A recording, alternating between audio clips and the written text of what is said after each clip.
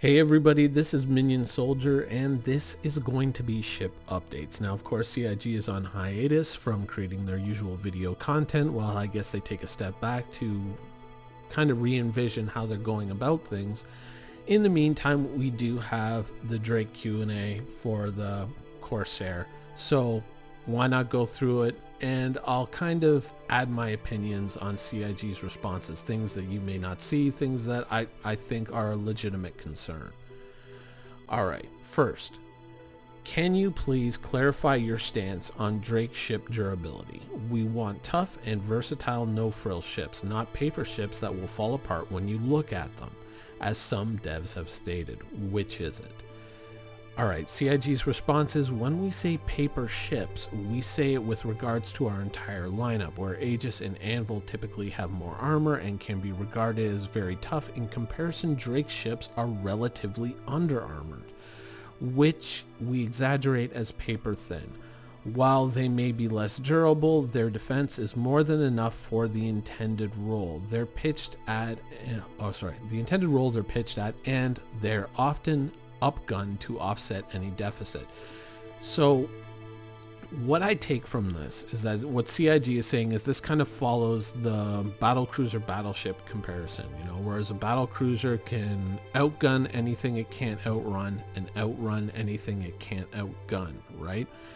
And that's what I think that they're trying to go for with Drake. I never really saw Drake ships as being inherently defensively weaker than other ships. I just looked at them as being a lot more modifiable, and in terms of defense, they were going to be more cobbled together, whereas, Anvil, Aegis would have more form-fitted armor paneling, everything to look sleek and beautiful and fit with the design. Drake was more cobbled together, a few rough cuts, a few, roughly welded components. So I can see what the player's saying. I'm concerned that, are you saying this thing's paper thin, like it's going to be a glass cannon? I don't think they're quite going glass cannon with these ships. I think they're going to find a comfortable middle point. But this all comes down to mathematical values, right? Let's say you have a plate of armor on the side of your ship. CIG says that armor is titanium and it reduces all incoming damage by 50%.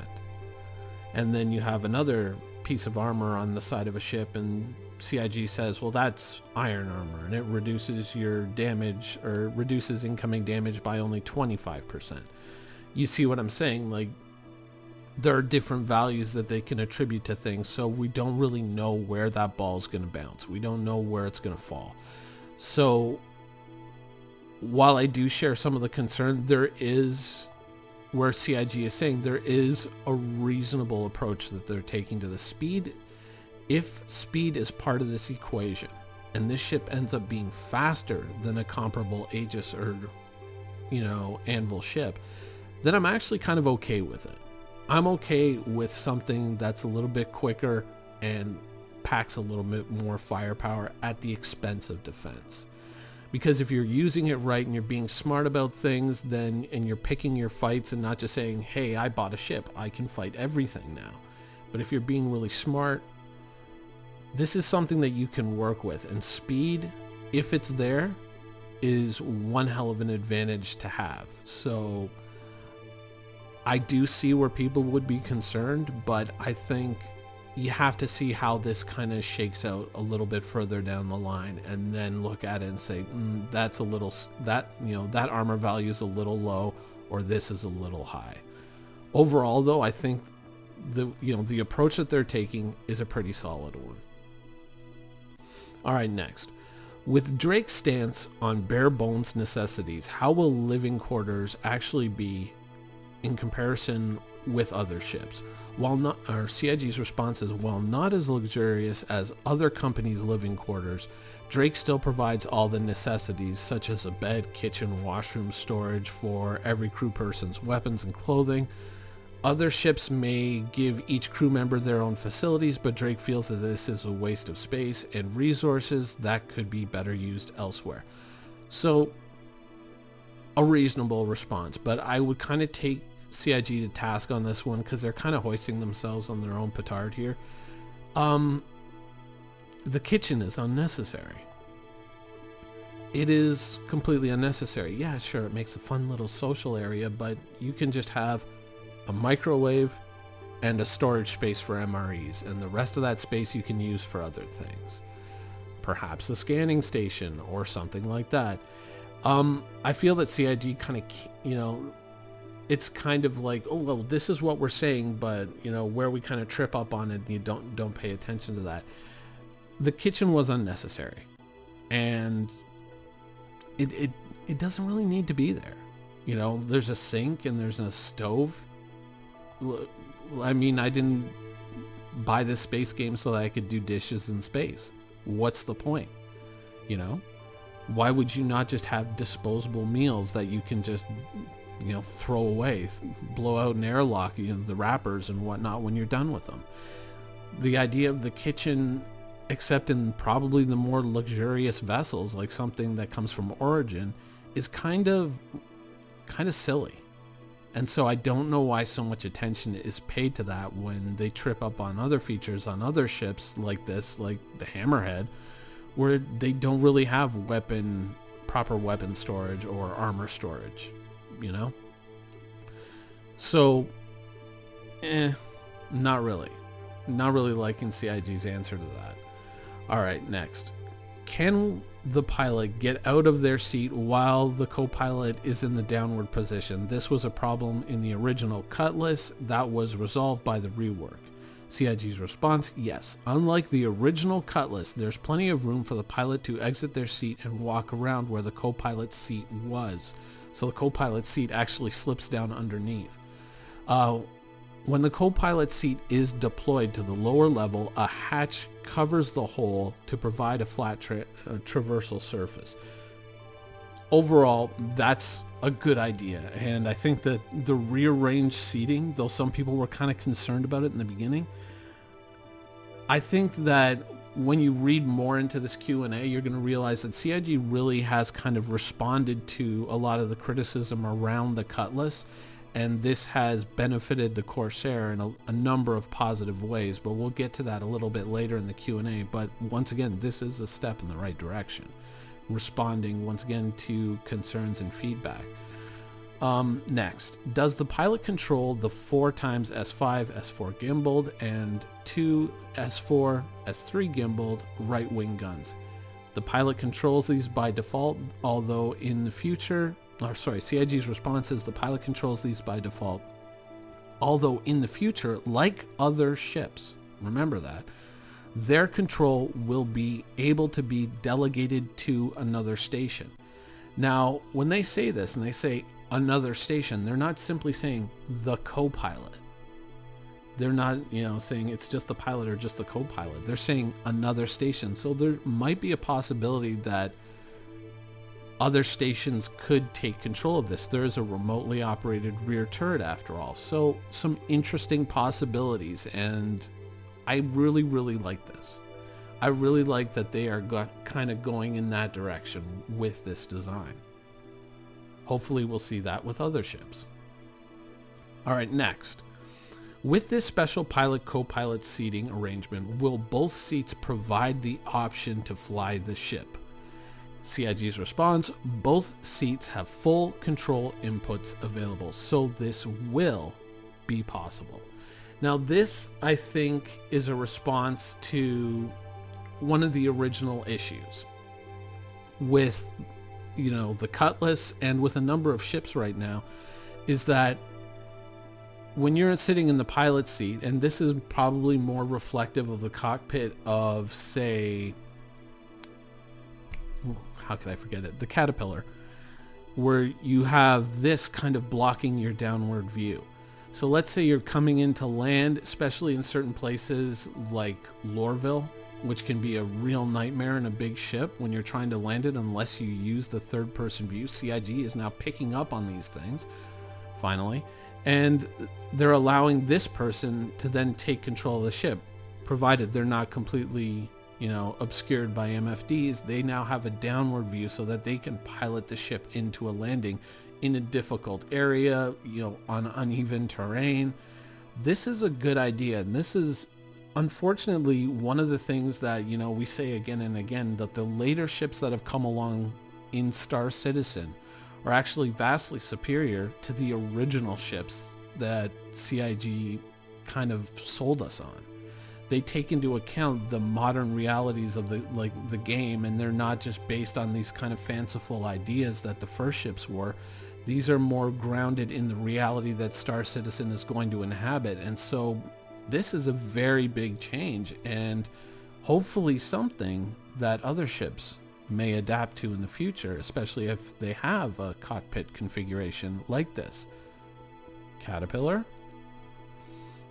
But then again, that would require, going back to the art team for a rework. All right, next. From what we saw in the white box clip, there's plenty of open hangar space left after the rover is parked within the Corsair. Can't there be a few SCUs left over although the rover is on board?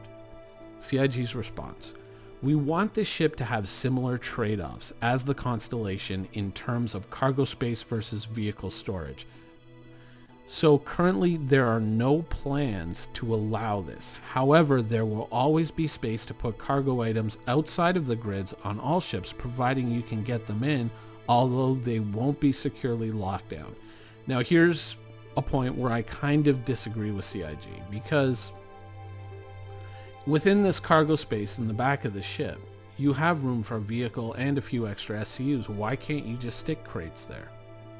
Oh no, it shouldn't, the one shouldn't exclude the other, unless you have full tie down straps and all this stuff that has to be put in place to hold the vehicle securely, which kind of obscures or occludes all that other space, whatever the word you want to use is, and prevents you from putting other crates there. If there is space there that is kind of allowable, that you can put a crate there, then you should be able to put a crate there. I don't think that just having a vehicle there, if there is space, should completely remove the idea of putting cargo there. Let's say you're not driving around with a big ground vehicle like a Hurricane,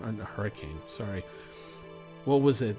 The Cyclone, or, the Ursa rover. Let's say you're just taking something like a space bike. You should be able to fill the rest of that space with cargo. There's nothing that, really prevents something from existing within that space. So if you're coming forward with the idea that once you put a vehicle in that space, that excludes all that space from being viable cargo space, I completely disagree with that. It may create a kind of difficulty in the future where you have to kind of figure out where the vehicle is, what spaces are occupied, what spaces aren't occupied, and then have to do some kind of on-the-fly calculations so that players can see when they go to a terminal to buy goods that certain amount of SCU is already taken up by that vehicle, and even if you try to place things up above that vehicle, you can't. So that kind of cancels out the space above the vehicle, but still all that extra cargo space should be available. And so this is kind of big dum-dum right here.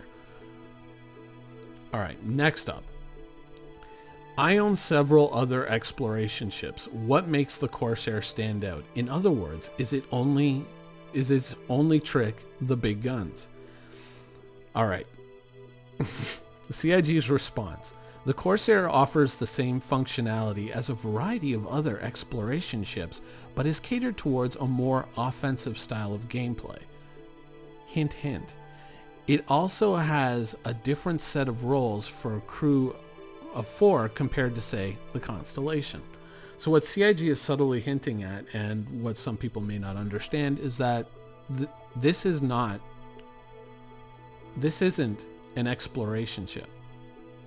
This is a pirate ship. This is a strike ship. This is this is a more teethy version of the Constellation.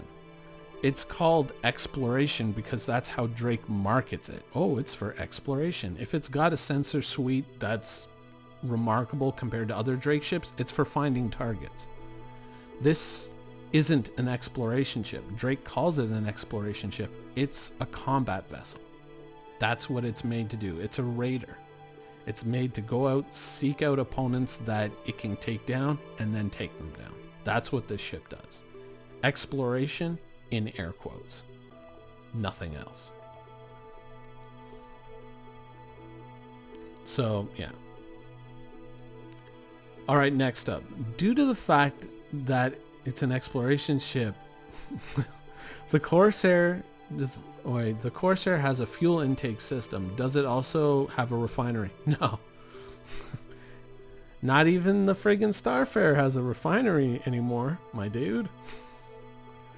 Yikes. All right, next up. What are the component classes available to the ship? Civilian and industrial? CIG's response: correct. And these two categories suit the role of the ship perfectly. So what they're saying is that you can get civilian and industrial components, military components. No, you cannot.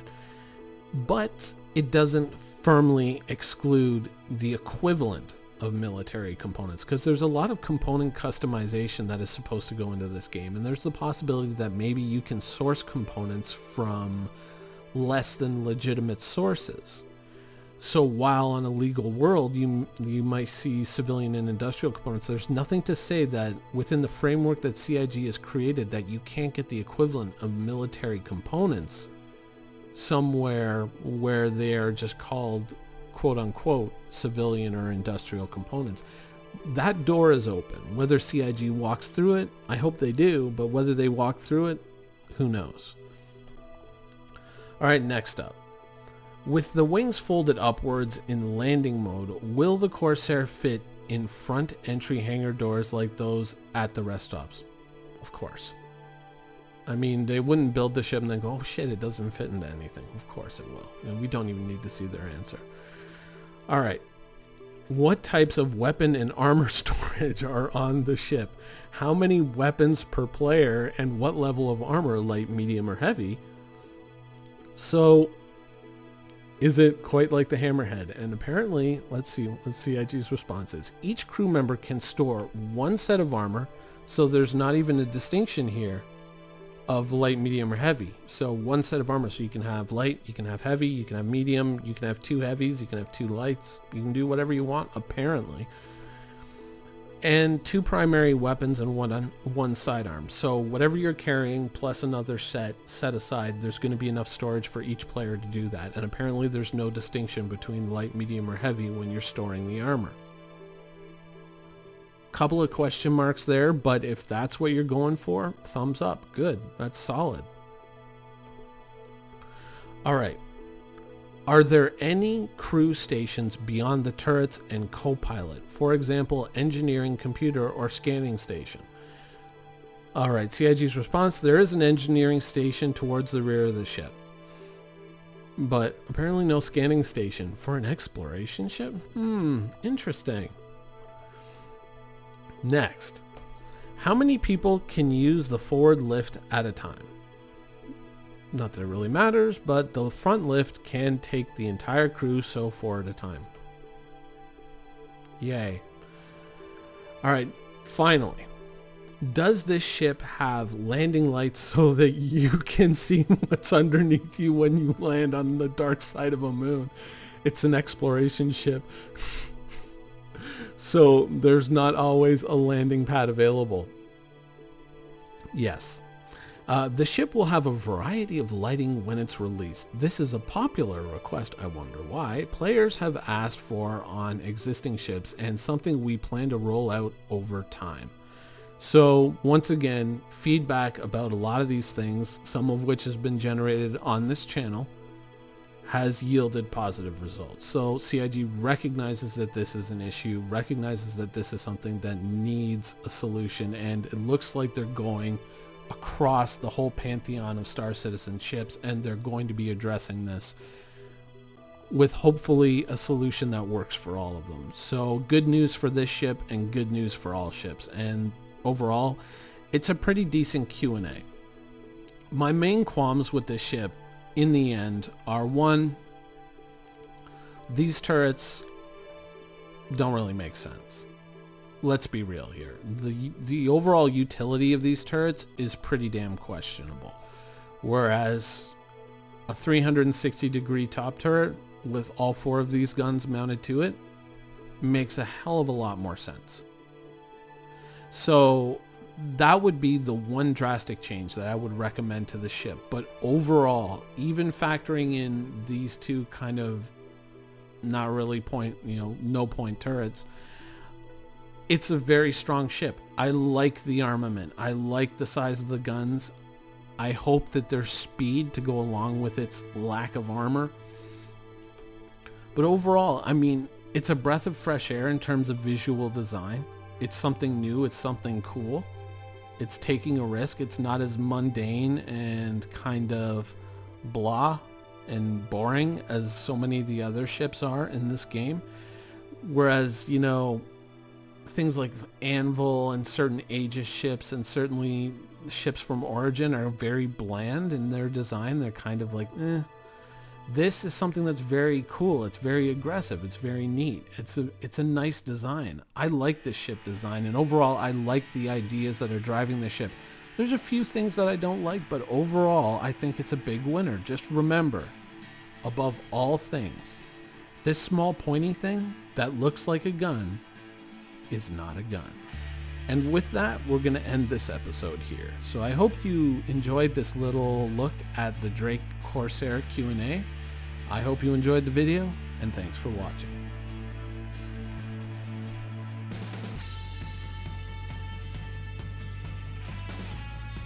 Thank you for watching. So if you want to keep up with the latest and greatest in the Star Citizen and Squadron 42's development, please follow us on our social media channels. See you soon.